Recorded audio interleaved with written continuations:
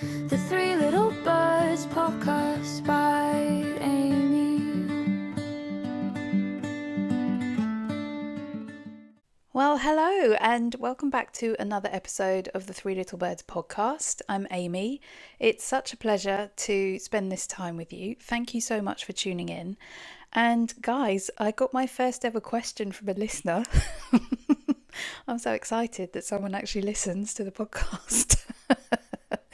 And also that they trust me to respond to what I feel like is a fairly important question. So I'm going to read the question to you. It was sent to me in a voice note. So if you do have a question that you think I can answer, first of all, thank you for even thinking that. But also you're welcome to send me a message, to send me a voice note, to send me an email. My email is amy@threelittlebirdsofficial.com. If you've got any questions about really anything that you think I could share useful information about, you're very welcome to send it to me. So this is a question about losing confidence in what you're doing, or even to the point of forgetting how to do something. And they asked if that ever happens to me. And I'm paraphrasing because it was a voice note, so I've just taken notes on it. And they asked, how do you tune back in or sort of switch it back on? And my immediate thought was mojo. How do you get your mojo back?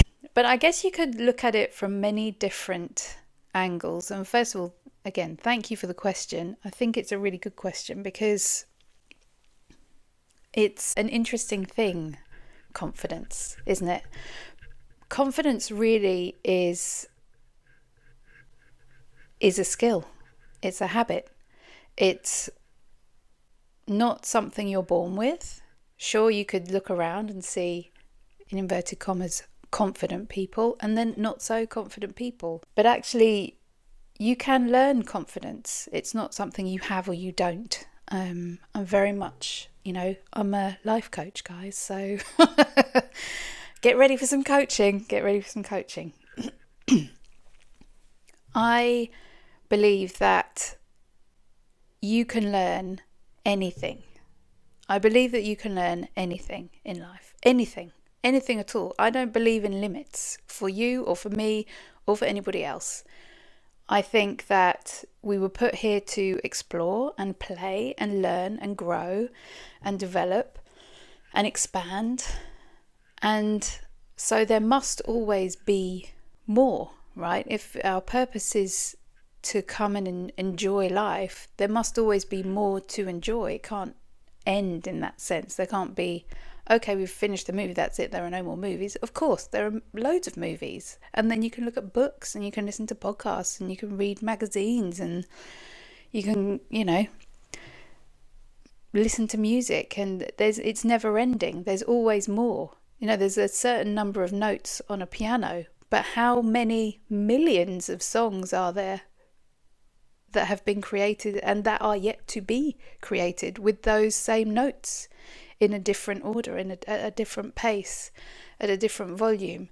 So if you're like me, you will have a growth mindset and you will understand that there is always more. We always have the capacity to grow and learn and develop. And so confidence must be a learned skill, right? It can't be something you're born with, because no one is really born knowing anything.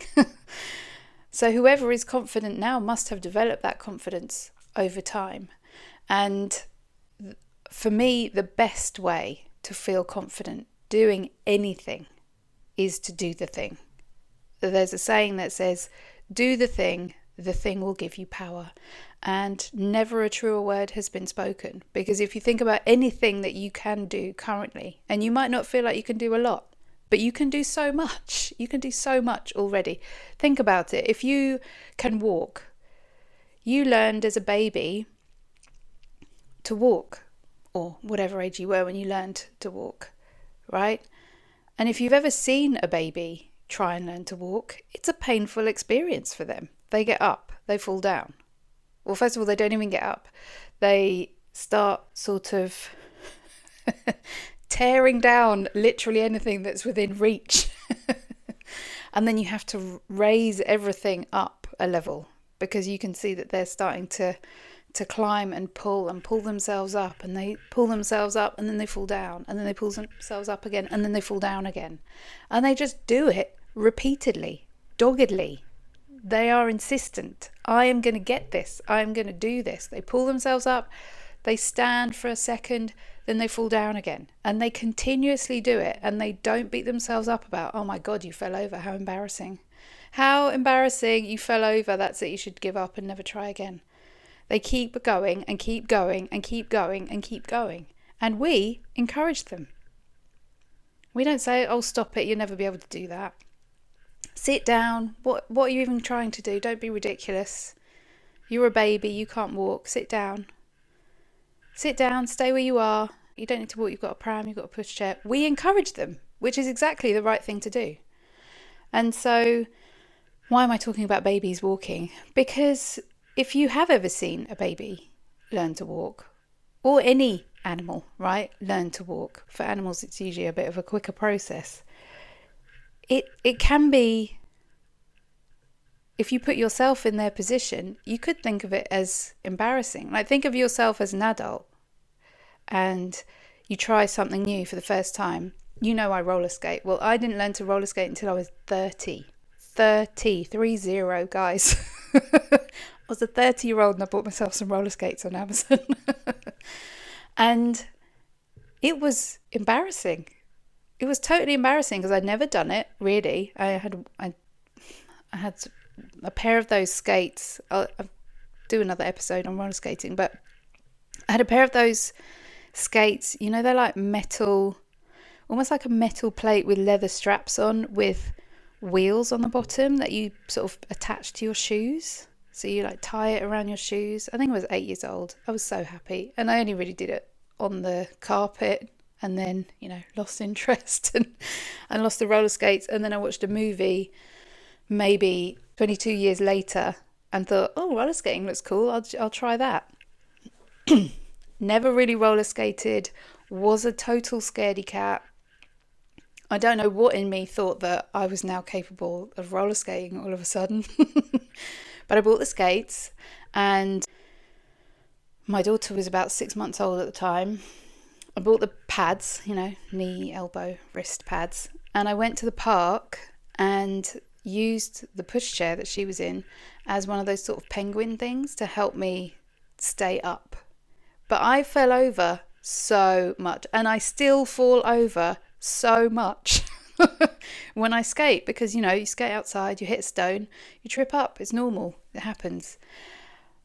But it's very easy to be hard on yourself, right? I remember being in the park, in that like sort of football cage thing, the basketball cage, you know, in parks sometimes. It's like a multi-purpose pitch. And I'd be in there on my roller skates. It's not really a smooth surface, which, you know, us roller skaters like a smooth surface. Literally take me to any place with a smooth surface, and my first thought will be, ooh, I could roller skate in here.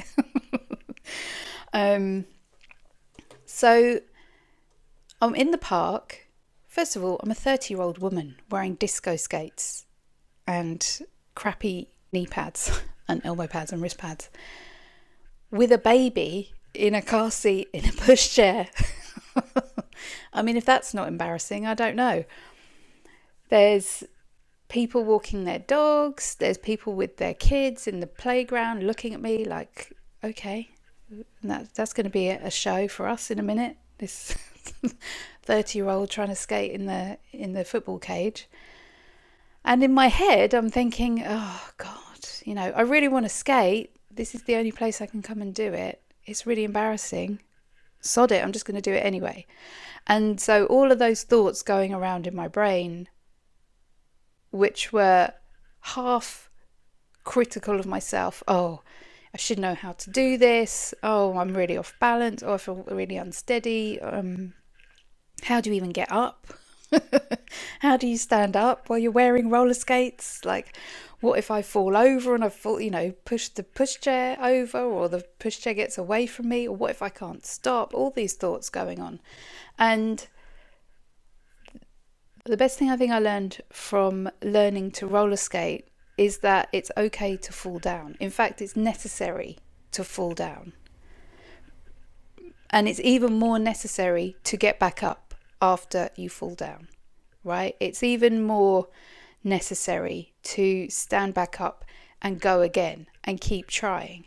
And as I was roller skating, I did sort of think back to when my son, who was then walking at nursery, learned to walk, right? He repeatedly fell over, repeatedly. And at no point was he like, Mum, I've had enough of this. I mean, he couldn't talk really to say that, but he was perfectly happy every single time.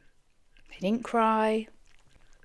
He wasn't hard on himself. He wasn't like, oh, you're failing at this. What makes you think you're ever going to be able to walk? No.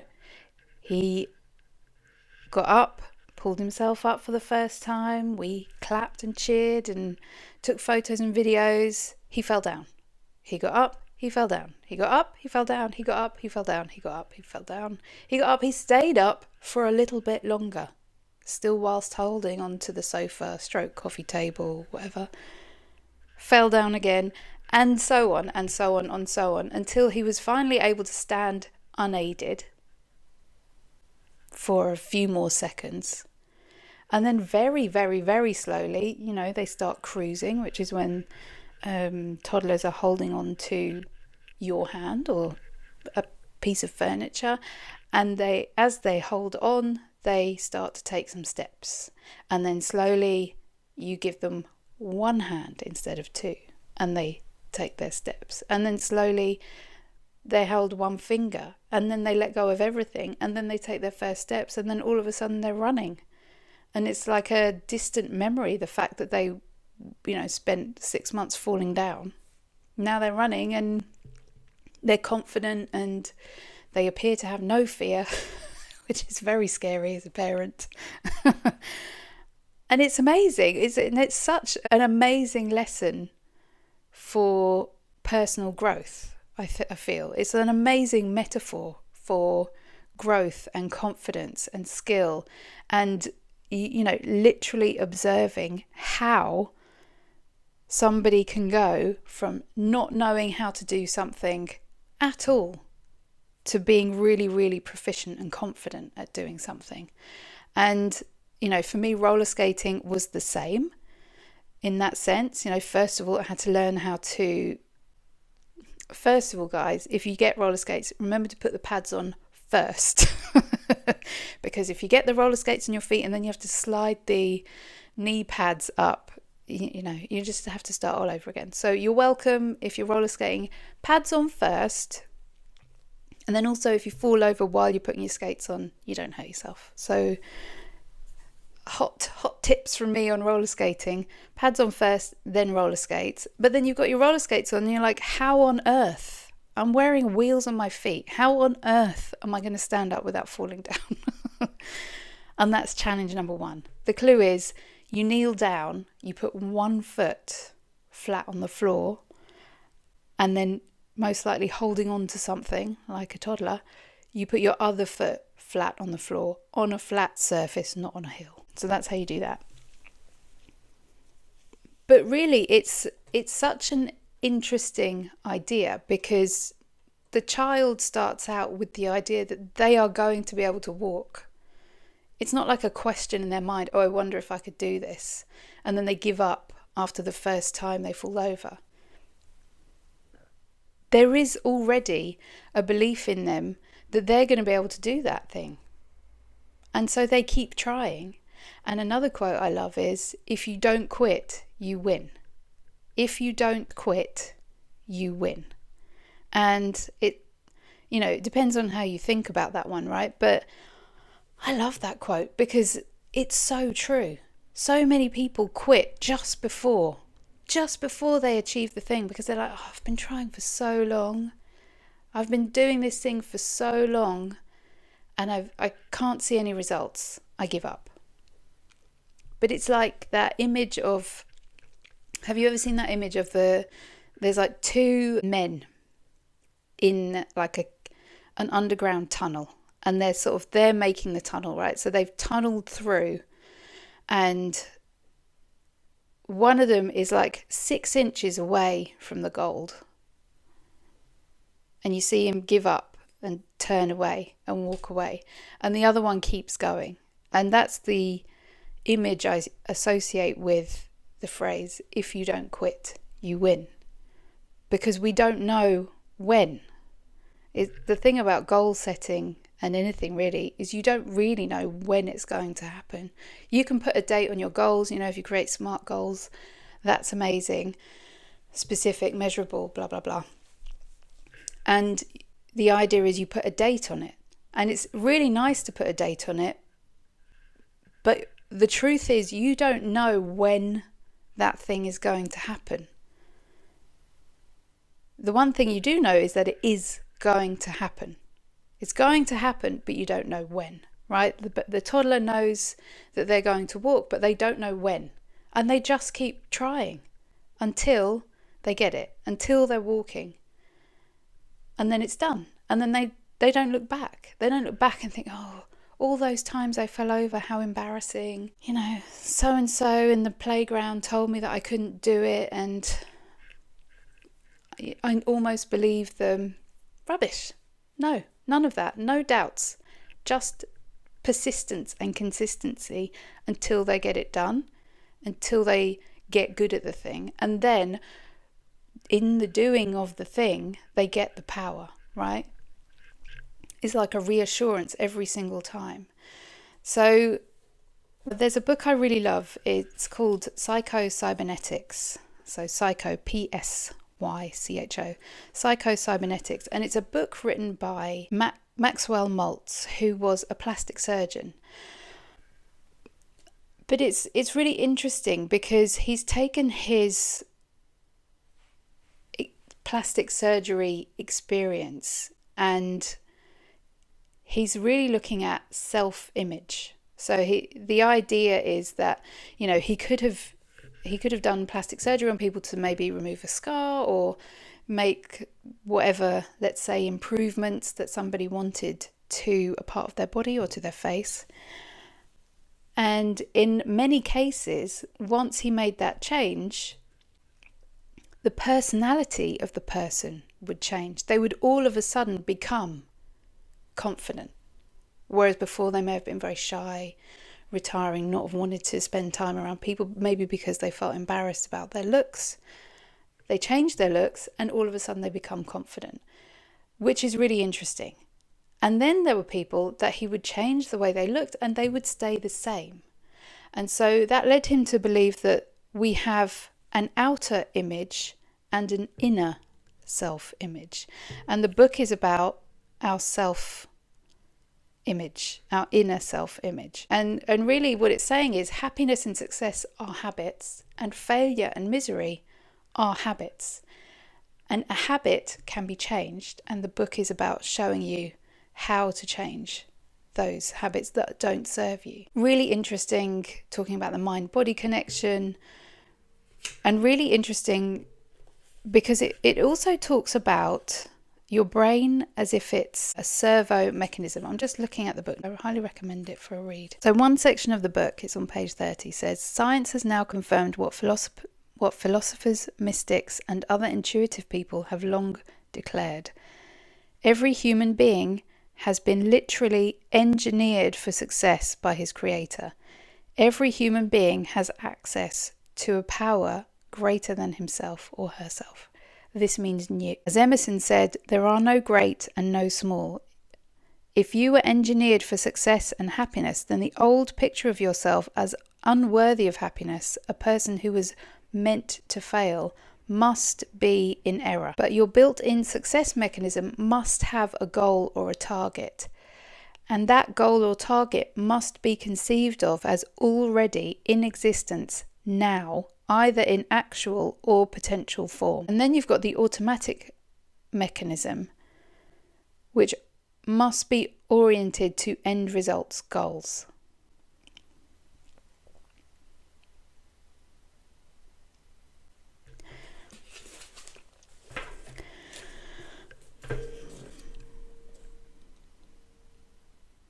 So all of that to say, so why am I talking about roller skating and walking?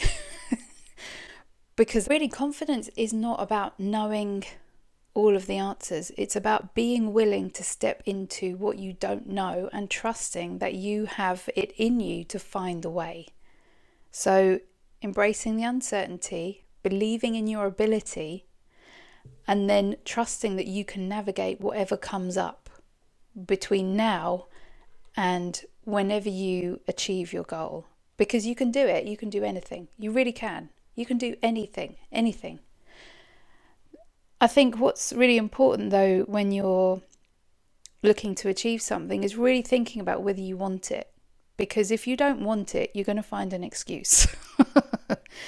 If you do want it, you're going to find a way. You will make a way. I mean, an example of this is my daughter, all right? I have never met anyone who gets what she wants in such a professional manner as my daughter. I mean, it's incredible. I continuously say to her, I hope you are in like sales or something when you're older, because you're going to be amazing. She is like a dog with a bone. When she wants something, she will convince you however she can. I've never met anybody who is so, first of all, persistent in goal seeking, or gift seeking often, and so convincing, so persuasive. She doesn't see the obstacle. She doesn't believe that there are obstacles in the way, and you can tell her that something is impossible, but if she wants that thing, she will find a way to get that thing. And I would love to tell you that that is the coach parent in me, but I don't know. I just think she has a natural ability personally to go after what she wants and get it. And what she wants, she's a teenager, so I'm not saying like she wants to be president of the world. It's like, I want Taylor Swift tickets or tickets to that Olivia Rodrigo concert. It's a really interesting thing for me to observe, because actually she is already an expert and she's teaching me. And wow, I mean, it's frustrating for me because I'm a parent and I have to spend all the money on the tickets. But I do admire that in her, because she is not doubting for a minute that this thing is possible for her. She's not seeing obstacles and limits in her way. And she's not saying, well, I really want this, but, oh, maybe I shouldn't. No, there's no doubt there. It's 100% conviction that this is the thing I want and I'm going after it until I get it. If you don't quit, you win. And she wins, man. She wins a lot. So the first thing I just wanted to clarify really was confidence, because I think we often have an opinion that people are or are not confident. But confidence is a learned behavior. It's a belief that something is possible, and then persistently and consistently going after it on repeat until you get it. And the question was, how do you tune back in or switch it back on after you lose confidence in what you're doing, or you forget how to do something? So for me, I mean, I guess the thing I spend the most time doing is Reiki. And Reiki is for me like riding a bike. I feel like I will never forget how to do it. Of course, it's, I suppose, easier initially.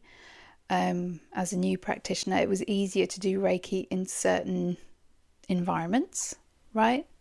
It's nice to be able to do Reiki in a calm, quiet space that's conducive to you tuning in, because really Reiki is an intuitive practice. It's based on intention and intuition and focus. And so if you as a practitioner can be calm, relaxed, focused, and feel like you are connected, feel like you are tuned in, it's going to be much easier to do a Reiki session.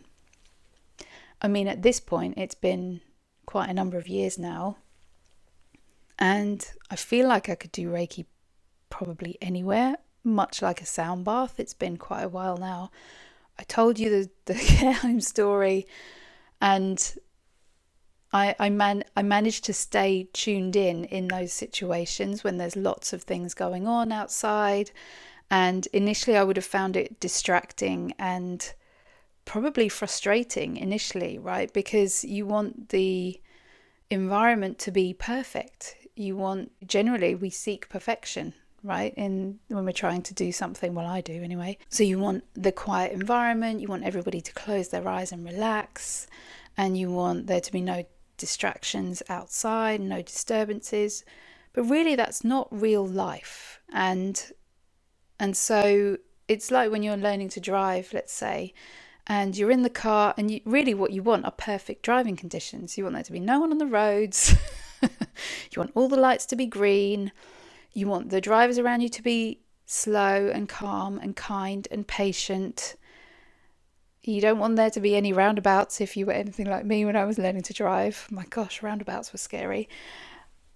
And the thing is that is not real life. You're going to come across obstacles and limitations and people who are in a rush and people who are rude and people who don't understand because they've been driving for many years and maybe they've forgotten what it was like to be a learner.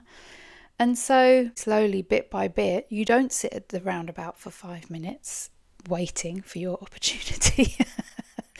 Your opportunity to go. Many apologies to anyone that was driving behind me 20 years ago when I was learning to drive. But it gets slowly easier. You make decisions more quickly. You start trusting yourself more deeply. You start having faith in the skills that you are cultivating with the experience that you're gaining. With Reiki, let's say, I don't ever feel like I've lost it because I know for a fact that I can't lose it, right? I'm tuned into it at all times. And it's like Reiki is always there, and it's just up to me to tap back in. And so if the question is, how do you tap back into it? For anything, actually, I find it always comes back to the basic stuff. It's sit down, close your eyes, allow your mind to settle, take a deep breath, and then keep taking those deep breaths until you feel calmer, until the inhales and exhales get longer and deeper, until you feel that stillness inside, like imagining your mind like a pond. And if you are feeling disconnected, maybe overwhelmed, maybe you're overthinking things, maybe you have a lot on your plate, there might be other stuff going on, you might be stressed. It's all real life, right? It's all normal. It's totally normal, and everybody feels that way at some point. But all of that stuff, it's like it makes the water choppy, you know? And so for me, when I try and tune back in, if I've had a day, like I'll tell you, I've just had a week where every single day I've been at my computer for way too long. Way too long. Because it's my birthday on Monday. It was my birthday on the 18th of May. I'm recording this on Friday the 15th. And I set myself a deadline. I don't have a boss. I'm the boss. I'm the boss of me. You're the boss of you. But I work for myself. So I'm the boss of me. And to get stuff done, I like to set a deadline, like a goal, you know. I like to give myself a date by which I want something done, because then I need to move on and do a million other things, right? And I would like to have my birthday off. I would like to have a day just to chill, maybe have breakfast with my dad, and then do some yoga on my brand new yoga mat, which I'm very excited about, because my old yoga mat basically has holes in it. I've used it so much, it's worn thin. You can see the threads coming through, it's falling apart. So I've got a new yoga mat for my birthday that I'm very excited to use, and I just wanted a day off, and I wanted to get all these things that I had to do done. So I've spent a very long time at my computer doing sort of admin, social media scheduling, all of that stuff this week, and it's a lot. it's a lot, and I feel very inspired to do this, but I also notice that the longer I spend on screens, the more disconnected I feel. And so I took some time this morning to do some yoga, to do some Reiki. I also did some Reiki yesterday on a family member, and it really helped me to tune back in, because really what it is taking the time to do the things that I know support my well-being. And they are move my body, yoga, I love it. I feel really stiff and like creaky when I don't do yoga. So for me, that is a really lovely way, especially to start the day. Another one is getting quiet and still, and letting that sort of choppy pond in my mind settle. My first ever episode, I told you I was feeling overwhelmed and I went on a 2-hour walk. Well, going outside in nature and going for a walk really helps me tune back in. And it reminds me that really nothing is that important, you know? Nothing is important, really. None of it's important. The post doesn't go out today, so what? It doesn't matter. What's the big deal? There's no big deal. Nothing is as important as it seems in the moment. And so doing all of those things helps me to tune back in. So you've got Reiki, you've got walking outside, doing yoga, meditation, getting still and quiet. And I feel like this question is also a little bit about self-belief, because remember we said that confidence really is not about knowing all the answers, but being willing to step into the unknown and trusting that you'll find your way, right? Embracing uncertainty, believing in your ability. And so if you're feeling like you've lost confidence, then maybe you're doubting yourself, right? Maybe for some reason, who knows why, maybe you're having a day when your hormones are all over the place. Maybe you are comparing yourself to somebody you feel is better at you than at what you're doing, or is doing it differently, and then you doubt your own process. Maybe something you're doing often suddenly feels harder for some reason. Maybe your mind goes blank. I mean, gosh, that happens to me all the time. So look, there can be lots of reasons behind it, but I would say believe in yourself, as cheesy as that sounds. Going back to the Psycho-Cybernetics book, remember that your built-in success mechanism must have a goal or a target. And that goal or target must be conceived of, at least, as already in existence now, either in actual or potential form. So basically saying, the baby that wants to walk, they know, or they certainly believe, that they will be able to walk if they just keep trying. That's their goal or target. So it's not already in existence for them, but it is conceived of. They see people around them walking and they feel like it's a possibility for them, or they wouldn't even bother trying, would they? So remembering that you can do it, because first of all, if you've done something before, that is evidence that you can do it. You've created the evidence already. So if it's something you already know how to do, you know how to do it. You know how to do it. You've done it. You know how to do it. You have the t-shirt. Probably you have multiple t-shirts. You've done it before. You can do it again. It's really good to slow down, I think. A really nice thing to repeat to yourself is that it's okay to go slow, and literally saying, it's okay to take my time. It's okay to go slowly. It's okay to take my time. It's really helpful to come back to what you do know how to do. And again, you've done this thing before, right? So you haven't lost it. It's not gone. It's just reminding yourself that you do know how to do it. And if in the moment it's not coming to you, then do something else that you do know how to do. So a familiar task, something small that you already know how to do to sort of rebuild the momentum back up to whatever it is you're trying to do. And another thing is to give it less importance, right? Because I know the person that sent me this message. Well, we're good friends, and they are amazing. They're amazing. If you're listening to this, you're amazing. They know how to do so much, and they do so much for themselves, for their family, for their business, for their friends, for all the people around them. So much, so talented in so many areas. Really creative, really inspired, really intuitive, an amazing person. So I know that they are highly capable, and I know that they hold a lot for other people.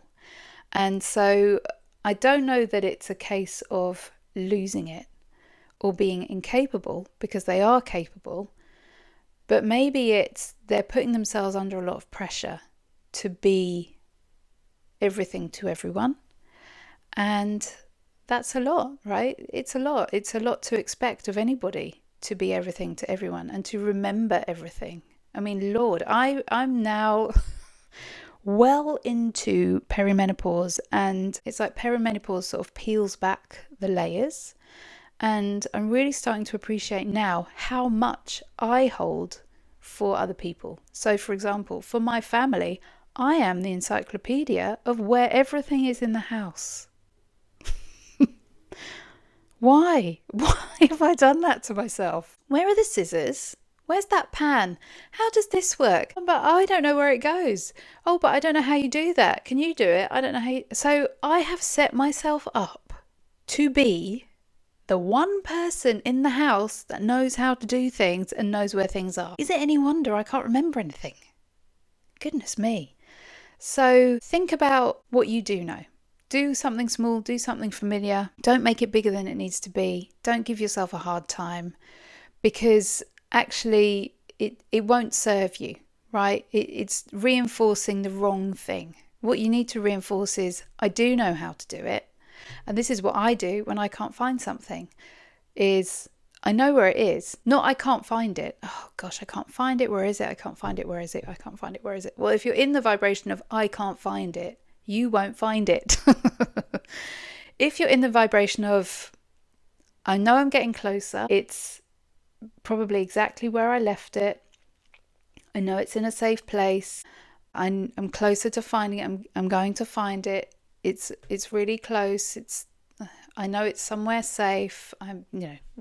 Be reassuring to yourself. It's very easy to be hard on yourself, right? So be kind to yourself. Don't make it bigger than what it is. One wobble at work doesn't mean you're incapable or failing or losing it.